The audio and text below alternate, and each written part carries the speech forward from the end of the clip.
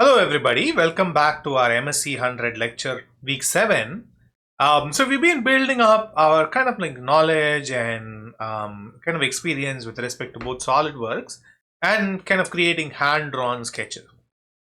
What we're going to be doing today is kind of expanding a little bit more on the sectional drawing that we've been looking at last week, where we were like previously we did like a simple example, and now we'll try to do a little bit more complicated example and kind of just get more familiarized with all of the actual standard terminologies and standard ways that the drawings are actually created. So this is our learning objectives for the day. So we're going to review the sectional drawing, and then we will be introduced to special cases in sections, and we'll also kind of practice a little bit more on sectional drawings. So with that, we will talk about these. So this is going to be the topic. So we'll do the review, and then we'll talk about something known as ribs and webs in sectional drawing, which is some special consideration. And then we'll look at drawing a little more of the sectional drawings, and then we'll revisit offset sections, and then we will look at another special case which is known as the rotated section. So that's what we're going to be doing today. So let's quickly recap the sectional drawings that we covered in the previous lecture. So sectional drawings or sections are drawings of part where we're basically virtually cutting the part. So I had the example of a square, although I did actually physically cut it to show what's happening inside. But you can imagine this had been virtually cut, and then there are a few things that are happening, but the most important thing is I want to show this internal feature, which is the hole over here. Obviously this is a very simple part, but in a more typical use case it would be, say, kind of like inside of an engine block, where you can kind of cut the engine block and show how things are actually assembled. So that basically means that you can actually do the sectional drawing for assemblies as well. And you can do it for more complicated part. So you can similarly think about doing it for maybe if you're doing a wind turbine, so you might maybe want to show some internal features of the gearbox or something else. In that case, you can potentially use a sectional drawing. So before we can effectively use a sectional drawing, there are a few things we need to do, kind of like the setup of the sectional drawing. The first one would be to convey the location of the plane, or kind of like locate the cutting plane.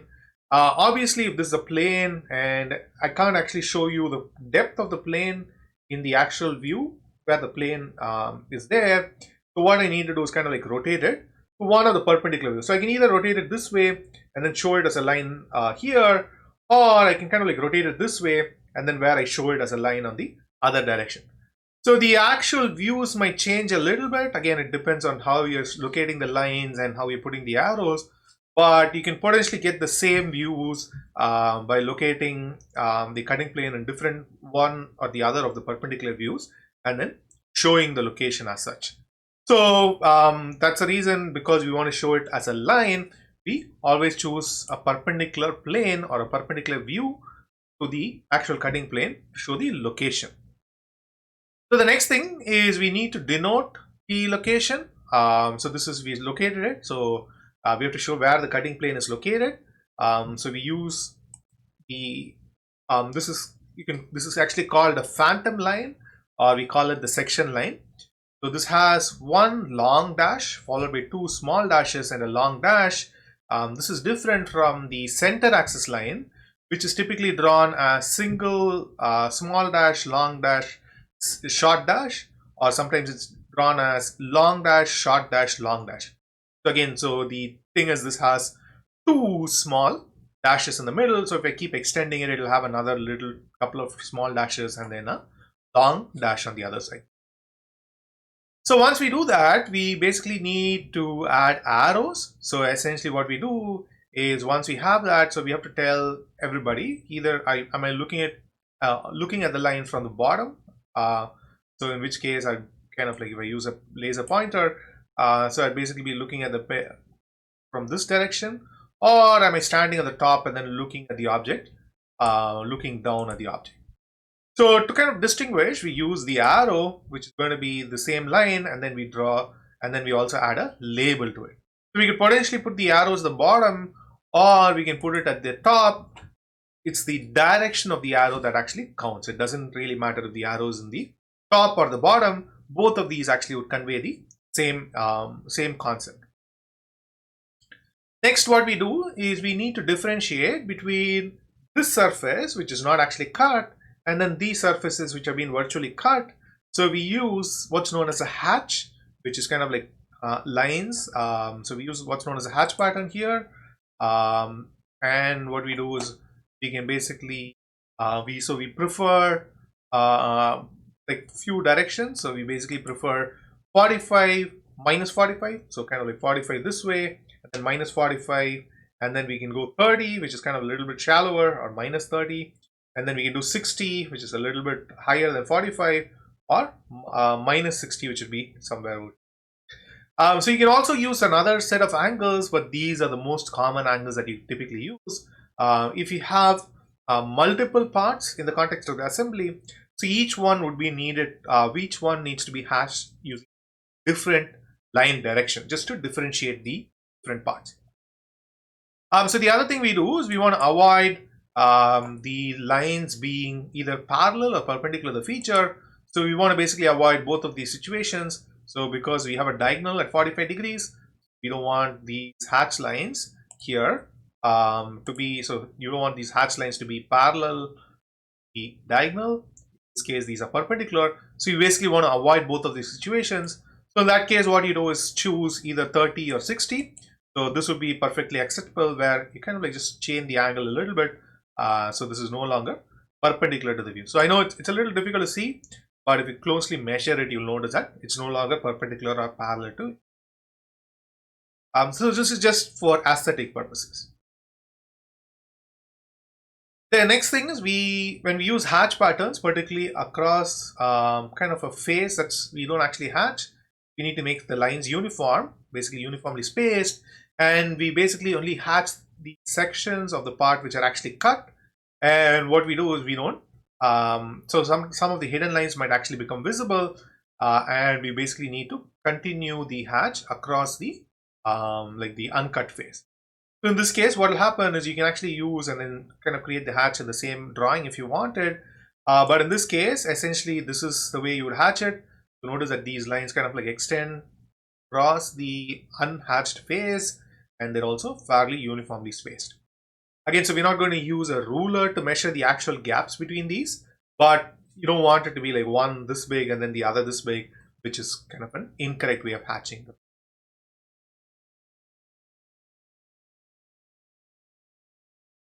So the next topic we're going to be looking at is a special consideration, which is regarding ribs and webs in sectional drawing.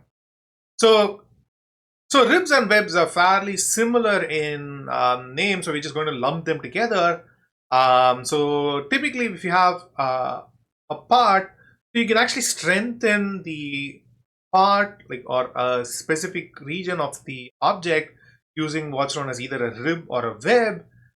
So the idea being, so you use a very, very thin feature which is typically welded onto the part. So in this case, this would be quote unquote a grandfather clock. So then, in order to prevent this from falling down, so you might actually reinforce just the section with a thin piece which is kind of like welded or fixed together. So because it's a thin feature, when you're actually drawing the sectional drawing, you only hatch when you're cutting it in transverse direction. So we'll just quickly mention what those are, and then you don't cut it when you're cutting along the length. So if you're basically cutting along the length, you don't actually hatch it. So this would be a web which is used here, and then the rib is basically kind of like going radially from the center axis. So ribs would be essentially like, kind of like a wheels and spoke kind of arrangement. So in this case, so what we do is ribs and webs are relatively thin features. The ribs are not hatched in the longitudinal direction. So when you cut in the longitudinal direction, so if you look at section AA, so you're cutting along the length, and then you don't actually show the hatch pattern.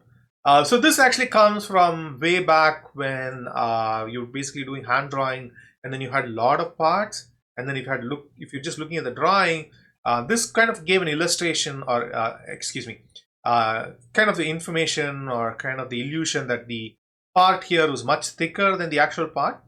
So just to avoid confusion and also a little bit to do with aesthetics, you typically don't hatch the ribs and the webs. Actually, if you do this in SolidWorks, it'll give you an option. So you need to actually dig a little bit to get to that option. But if you're doing section BB, which is the transverse cut, so transverse is perpendicular to the length, so we actually hatch it. So if you do a transverse cut, we do hatch it. So the hatch pattern would look similar to what's shown in the top. So this is again just a standard way of notation of the ribs and the width. So you can actually use the bottom to kind of make more notes in this page. So next, what we're going to do is actually do some exercises in sectional drawing. So where this is going to be a slightly more complicated part than the very simple example that we previously did.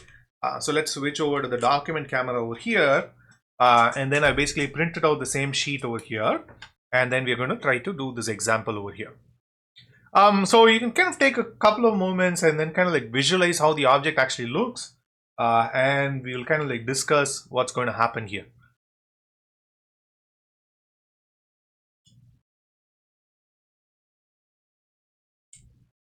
So let's kind of see what this exactly is about.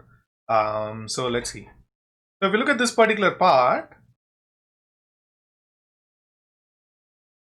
I need to kind of like group features together in order to identify what's actually happening. So let's first do kind of like visualization, and then I'll kind of draw the sectional line. So I'm basically going to section this about this line, but I'll just draw this shortly. So again, this is kind of similar to a missing view, where we are basically given the top and the front view, and what we need to do is see what kind of aligns and what's actually happening. So from this object, so we're basically looking at the top view. So this is basically kind of like a semicircle, and then if I go down, this here actually is a circle, and then there's another circle here. If we try to match those features, so you kind of draw the line over here. So you notice that these hidden lines actually align with this hidden line. So we can conclude that this is kind of something going into the plane. The reason is if this was sticking out like so, then these would actually be a visible line. So if I had a visible line in the front, then this is protruding out, which is known as a boss. But this is kind of like going into the plane. So this is basically a kind of an indentation into the object. That's the reason it's a hidden line at the top. This again is going all the way through, so we can kind of like identify this circle with this hidden line and then say this is basically a through hole going into the plane in the middle here, and similarly it's kind of going to be a through hole in this direction. That's that, and the rest of the object we kind of keep going, and then there is kind of a line all the way to here. So then what we do is we say, okay, I'm going to match this with this feature. Once again, this is kind of going into the plane, and then because these lines kind of like line up exactly, so this is, I know, is the indentation is 10 millimeters, and this indentation is also 10 millimeters into the plane here. So again, so if this had been coming out once again, I would have noticed a visible line in the front. So if it had been a visible line over here, then I would have known this is kind of something that's sticking out. But because it's a hidden line, I know it's kind of something going into the plane. So that's what we have here. So next we're going to basically cut the object here. So what is it that we do? So we're going to draw the hidden line, and we're going to do because we're going to do the hidden line here. Typically we need to mark the axis of the holes because I'm going to do the sectional lines vertically. I wouldn't put the vertical sections, but I would do I wouldn't do the vertical axis lines, but I do need horizontal axis line. So with that, so we have the long line and then the short line. So the axis line. You can do the axis line for the vertical direction to denote the hole, and so that's what we can do here. So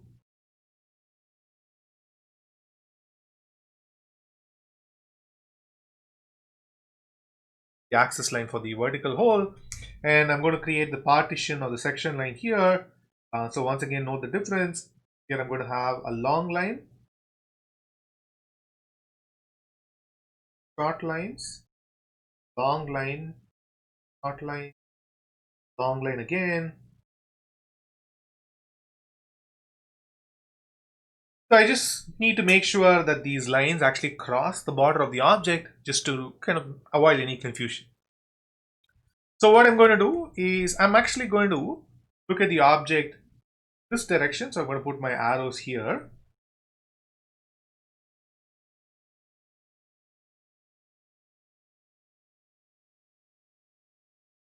Kind of a skinny arrow here.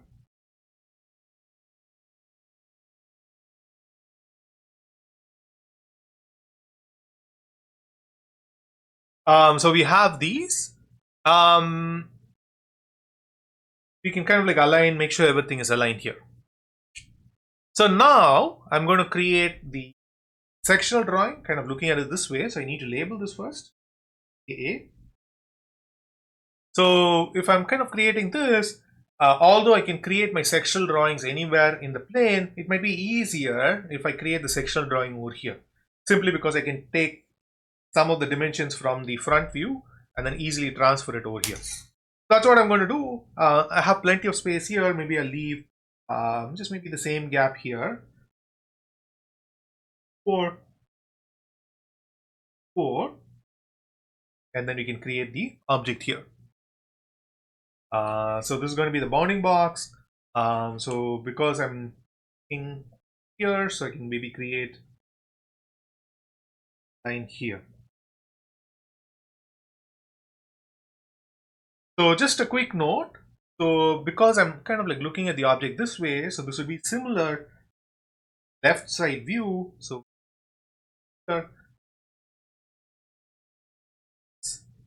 similar left.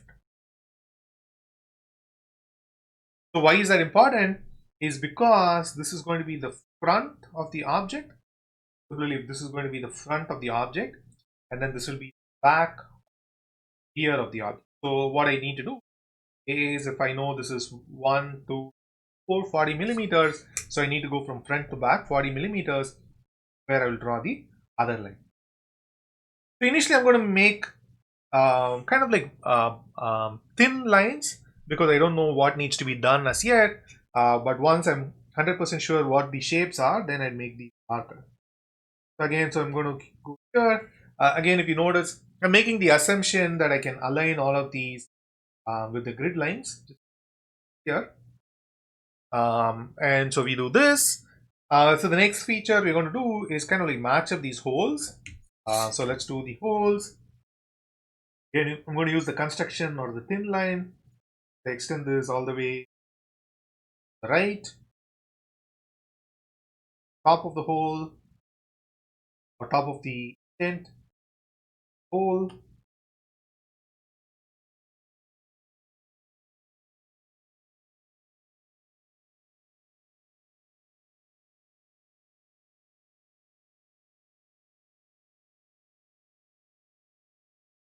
So I haven't actually drawn the miter line here. So there's a reason being because I'm using the right side. Excuse me. I'm actually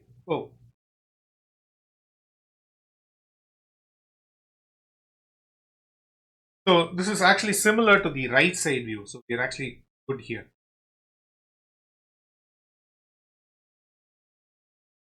So this actually makes our life a lot easier. So what I can actually do is draw the standard miter line. Just we need to be a little bit careful to make sure, because I've already drawn this view, that the edges actually line up. So my miter line actually needs to go through this point here. So where I can kind of like draw the 45-degree line. So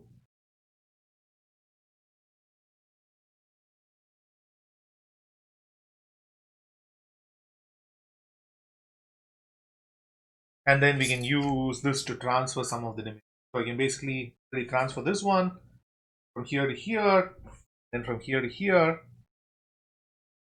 Again, so I'm going to draw the construction line here, then extend it all the way. So the reason I'm extending it is I know I need to kind of like match up this part as well, so I can reuse the miter line here. So the other hole is actually a through hole, so we don't actually need to kind of like draw the corresponding line from the top view. So once I have this, because I'm cutting the hole, I can actually make this region darker. That make it dark. Really make this one dark as well.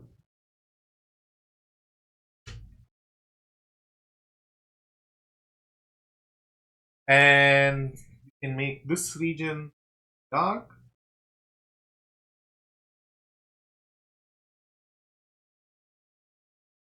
And then if you recall from the previous week, so essentially we would see kind of like this plane. So we see the edges, so that basically gets shown here. And then we would essentially see this edge. So we basically need to darken middle region as well. So that gives the kind of like overview here, and then we can kind of like darken the outer edge of the object.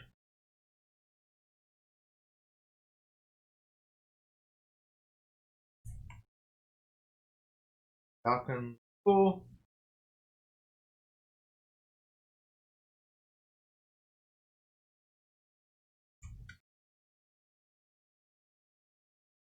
And so we have this, and we basically need to darken this region. So this is cut. So I just realized I shouldn't have fully darkened this. Okay, we can erase this. So this kind of goes from here to here. Then gets darkened, and then I'm going to use laser here.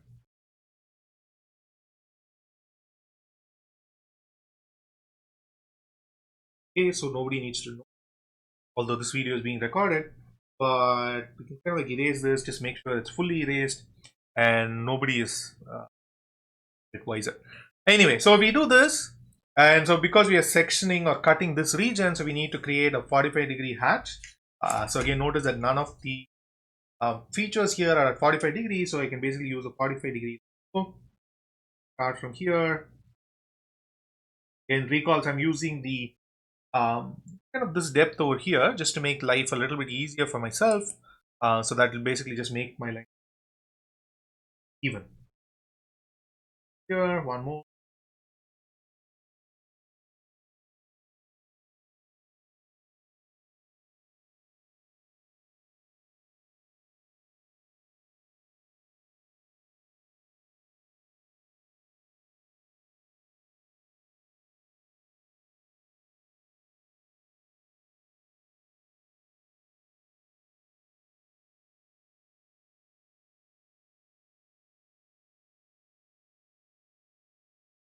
And I need to make sure I extend it across this unhatched region. Continuous. Here. Making sure I don't actually cross the edges, but I need to make sure it's actually continuous. So I need to make it just.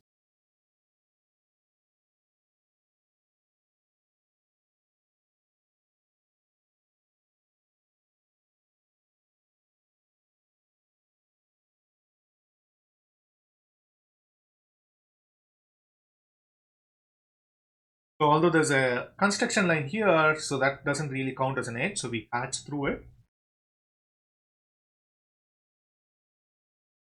And so once we do this, we're basically going to call this by a name. So I can call it Steve, but not very useful because it's A and A. So we're going to call this section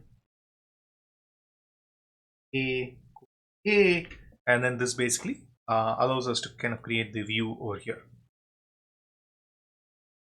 So the next topic we're going to be looking at is kind of a more interesting offset section. So this is going to be on page 5. So here, just kind of like quickly recall some of the salient features of our offset or zigzag section. So the first one is just a quick note. Obviously, if you're doing this, there is a method behind the madness, but there's a reasoning for it. So that basically being that you don't necessarily always need to make your sections to be in the straight line. So that's the first thing to note. That's fairly straightforward if you're doing this example again. So we are basically free to use a zigzag section. So typically these are done at right angles, but that need not be the same case. You can do the sections zigzagging any which way you want. So you can kind of like do this, this, and then come back, this, whatever shape you want. You can do any arbitrary shape so long as you don't retrace the part. So if I basically go here and then kind of create the section like this, so this is not possible. The reason is this section and this section would kind of overlap and you can't really see which features you would actually need to draw. So this is not allowed. This is okay, but this is just like super complicated and you probably wouldn't do this. So you kind of make everything at 90 degrees, so which makes life a little bit easier. So you can keep going in steps if you want it, and kind of okay as well. So just a quick note that when you actually do this virtual cut, you'd potentially be creating edges corresponding to this 90-degree turn, right? So I'm basically thinking about the object and then I kind of like cut it as such. The edge that I actually create because of this vertical line, so if my arrows are in this direction, so I actually don't show this virtual edge that I'm creating corresponding to my right hand here. That's not shown in the zigzag plane, even though or kind of the locations where the plane bends are not actually shown in your sectional drawing. So that's the only thing we need. So this is the drawing over here. So let's kind of create a more interesting section. So before we do that, we need to identify what is it that we're going to do. So we're basically going to create a section line from here to here, and then section through here, and then section through here. Just happen to be like interesting locations. So let's draw our section lines first, and then wherever we have space, we'll add our essentially our center axis line. So here we're going to make sure that the cutting plane line crosses edge of the object. Other ones.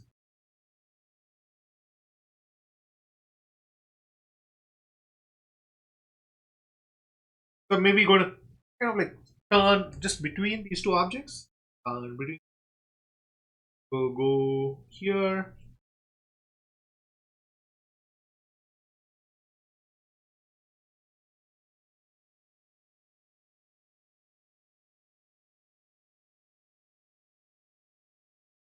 We have one long line here. Short lines again. So it might be difficult if we turn exactly at this hidden line. So it might make it a little bit difficult. So what I'm going to do is maybe just extend it further, go up to this point and go up. And then what we're basically going to do is kind of go through this middle center of this part over here.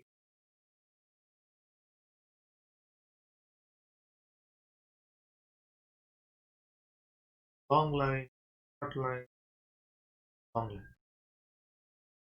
Okay, so this is the sectional line we're going to do, and then we add an arrow saying that we're going to be looking at the object A.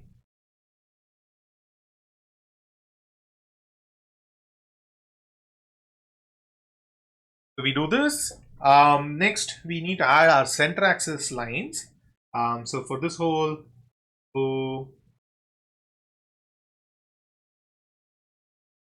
long short, for the shots on either side, and then we need to add an axis here.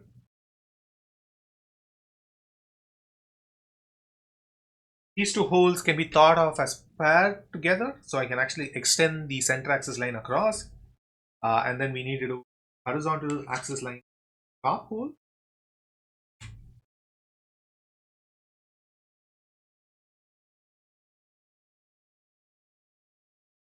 And typically the way we would show the slot is to actually mark the center axis lines here.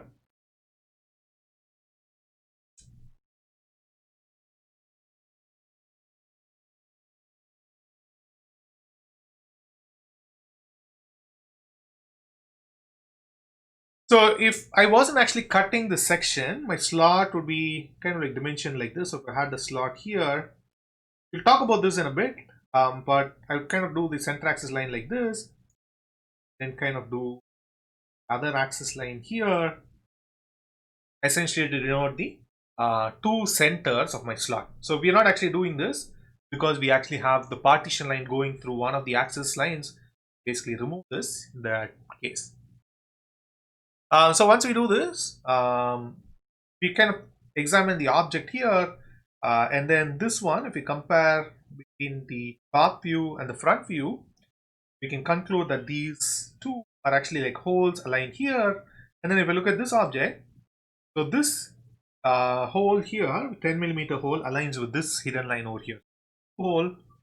And then I kind of go and then look at all of these features. These seem to be fairly complicated. Again, so what I do is I kind of like match up the edge of this circle with this. So that basically means there's a small boss kind of like sticking out from the top. So like a circle sticking out. And then there's a hidden line over here. So there's a circle that's sticking out. And then in the middle of the circle, there's an indentation. And then in the middle is the hole. So that's the object that we are looking at here. Because I'm going to be looking at in this direction, so my object is going to fall off here, and we can kind of look at the object. So if you think about this as the front view, so this would be the front, the rear, and then because I'm looking at front to rear, I'd get a view that's very, very similar to the front view, just that I've sectioned it. If my arrows are pointing the other direction, my object would fall off on this side. So what I'll be looking at is kind of like something similar to the backside view or the rear view. So actually we call this B because R is typically good for the right side view. Back and then front side view, so we're basically looking at front to back. So we basically get something similar to the front view. So that means I can actually copy some or most of the feature from here. So I'm going to give a little bit of a gap and draw the top view over here.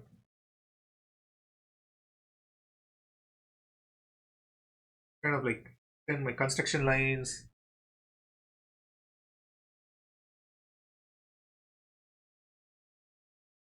Seems to be an interesting feature, so we maybe extend a hidden line, and then we can kind of like match up or use the grid lines for these.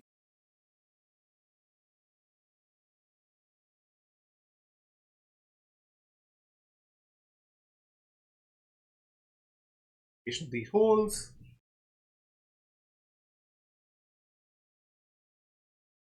Then the edge of this part.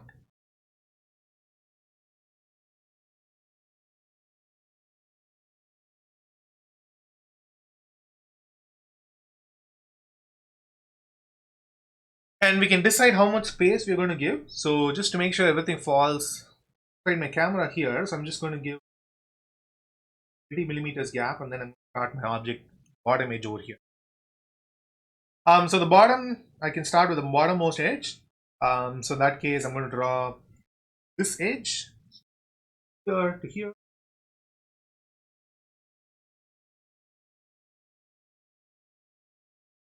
So again, the bottom edge extends up to this point, which is going to, and then we can look at the go 10 millimeters up, and then we extend this guy.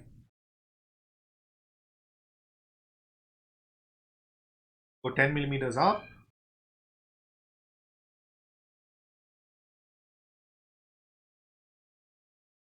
Then we extend up to this point or the edge. So if you want, we can do like a construction line and then figure out what needs to be darkened afterwards. And so we basically need to go 5 millimeters up from here.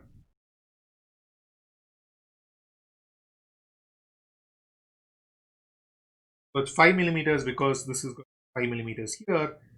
Comes down about 2.5 millimeters. 5 millimeters up.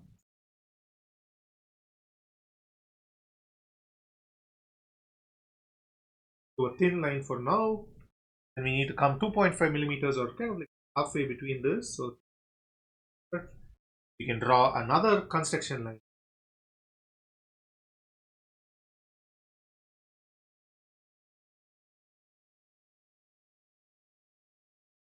So let's extend.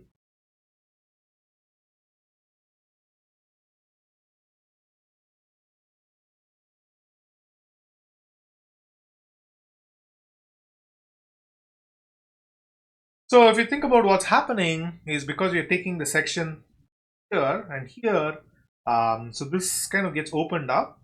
So I would basically need, I would see this visible, and then there is this opening corresponding to the slot, and then the back edge here. So I'm basically going to darken this, corresponds to this ledge over here, and darken this, corresponds to this ledge over here. Then I'm going to see the bottom face, darken that, kind of like darken this here, like so. So what I would also notice is that the back edge over here needs to be shown, or the edge corresponding to that edge, so we basically darken this. So then let's see, so we kind of go, and then we kind of locate the center hole all the way through.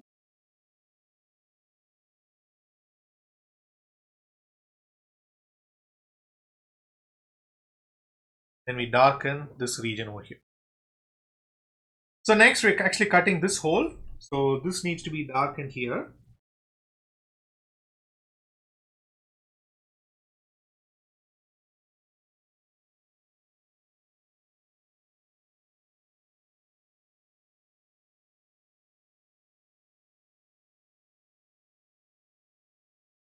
And then I just realized I made a mistake here. So I didn't align all properly. So once again, we can just erase this.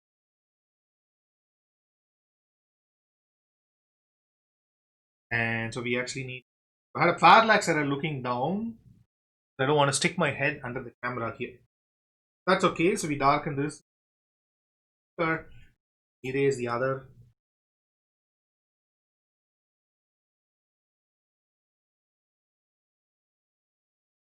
And then we can kind of like join edges that needs to be joined over here. That's that. Okay. And then we join front, and we kind of like check, so we darken this. Then we're going to be creating slots here, so basically darken this, darken this, darken the very last. Just make sure all the lines are nicer. So next we do our hatch. So I'm going to start this bottom edge and then 45-degree hatch patterns.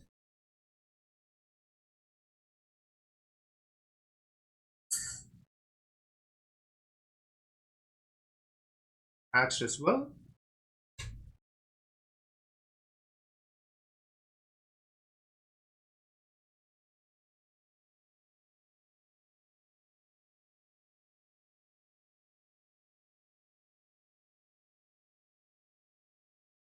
Continuous here.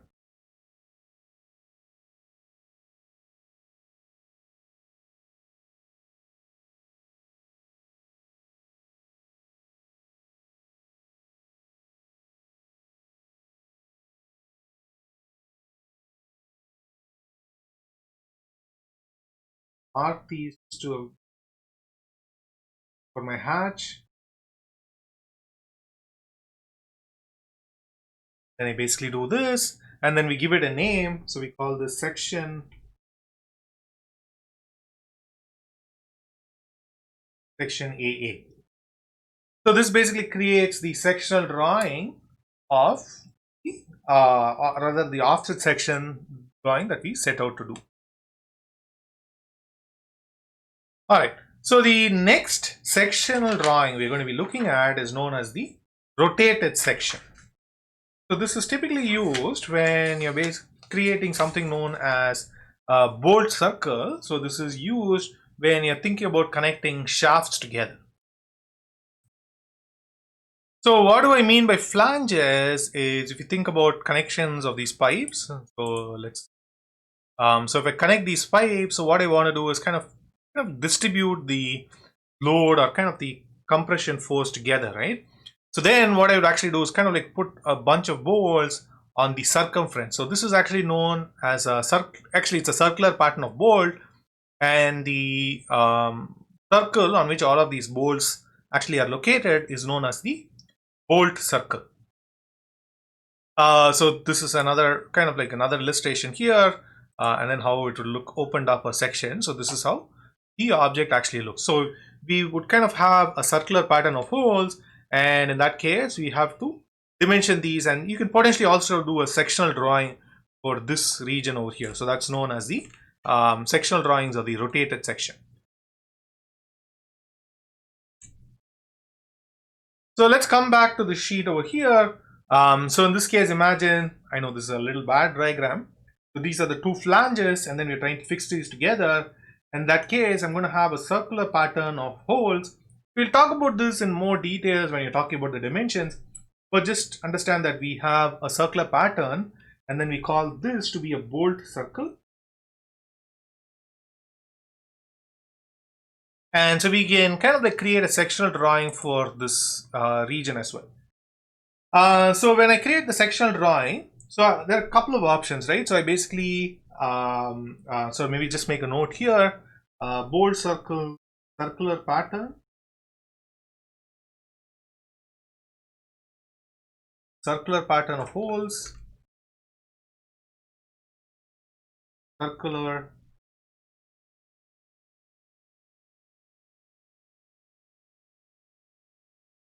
pattern of holes.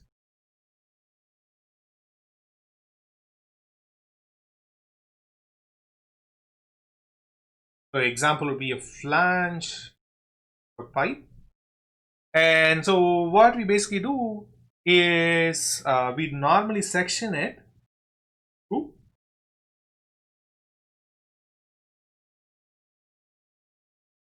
two holes, and then what we also do is we rotate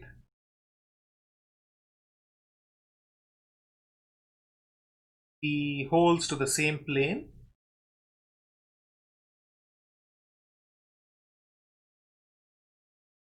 So what do I mean by that is, if I look at this example, so I can basically create a sectional drawing like this, basically go through this hole and not through this hole. So this is not preferred.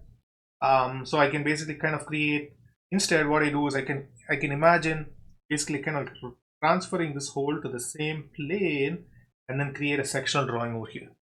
So in this case, the way I would kind of denote it is I basically have my circular flange. Then I have one hole here, one other hole here. So my sectional line is going to look something. And then in order to denote correct direction of the arrows, I'm going to have the first arrow be perpendicular to this line. The second arrow is not vertical, rather we're basically going to be doing it perpendicular to this line. And so then the understanding is you're basically looking at this plane and this plane, but you're kind of like rotating it just to make your drawing easier. So this is the preferred way or the correct way to do the sectional drawing for the rotated section over here. So how does it actually look? So that's where the bottom section comes in. So we have this. So what I'm going to do is kind of create the sectional drawing over here. So what I do is kind of like denote the axis line first. So let's do the sectional lines here.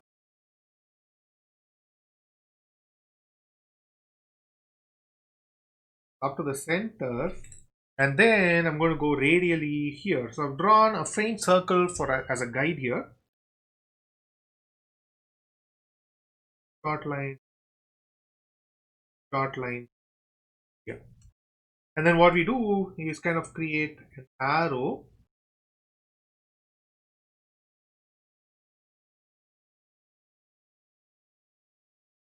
Then we do another arrow perpendicular.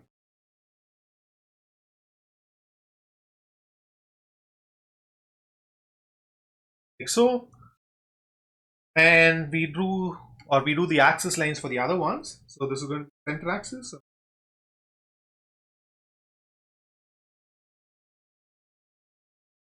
Short, short,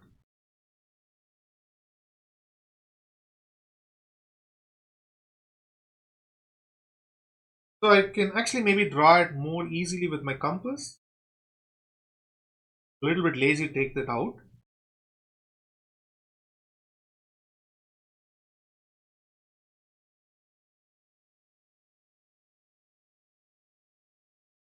And this is how I would draw it. Maybe I would kind of like maybe space this out a little bit better. And then we draw the center axis lines here.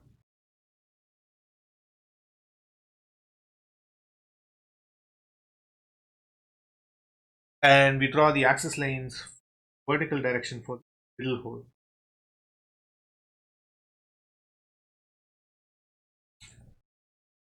And so now we draw the sectional drawing. So we call this, label this A.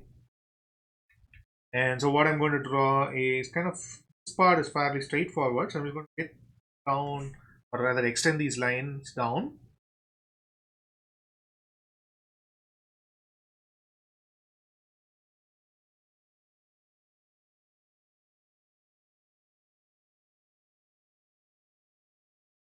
Little hole.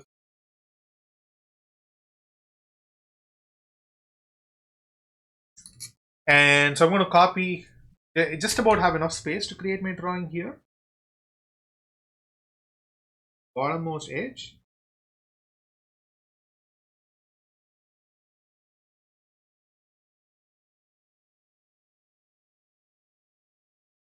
And this is 10 millimeters. So I'm going to do thin line, faint line over here. And then this is another 10 millimeters, and then we do a faint line. So here,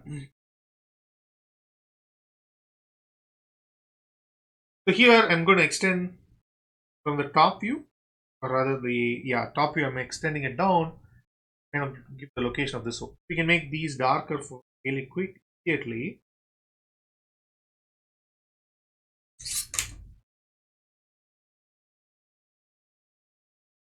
So for this hole, I'm basically going to rotate it to this plane. So I need to work out what these dimensions are. So I can either use this, or I can basically just copy or mirror this region. So this is actually 5 millimeters, and then this is 10 millimeters. So 5 millimeters and 10 millimeters. 5 millimeters, 10 millimeters here. Then we kind of essentially rotated this to the middle. And then we can darken this region. Darken this line, and then kind of do the hub.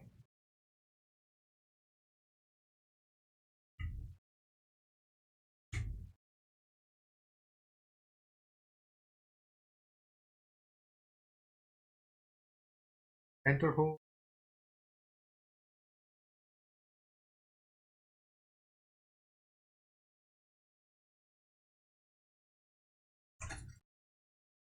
We do this, and then we shade. And so we do it at 45 degree here.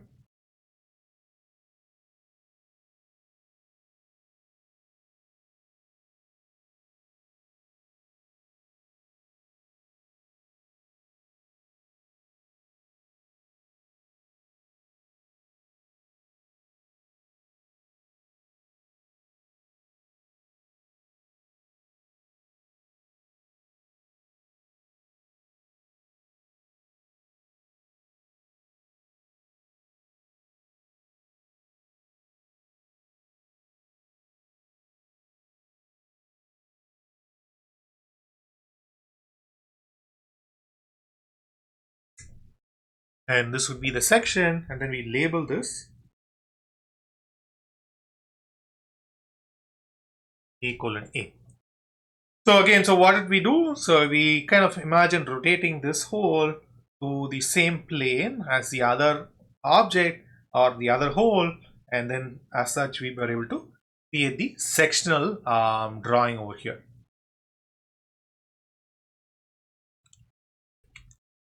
So this basically concludes our discussion on creating sectional drawings.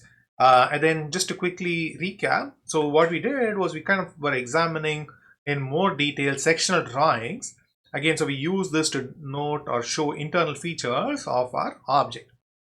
So we looked at few examples. So we basically looked at something known as a rib and a web, and then we noted that we only so if you cut the rib or the web in the lengthwise or the longitudinal direction, you don't show the hatch pattern. But if you cut it in the transverse direction, you do show the hatch pattern. So we looked at that, and then we did a few examples. We basically did another example of a zigzag or an offset section, noting that all virtual faces or edges that are created because of the zigzag are not actually shown in the sectional drawing. And then we created the rotated section, so where we basically are sectioning the object something like this, and then we rotate second line to the first plane and then show sectional drawing in that particular direction. So this basically concludes our video on sectional drawing, and then hope to see you in the next one. Thank you.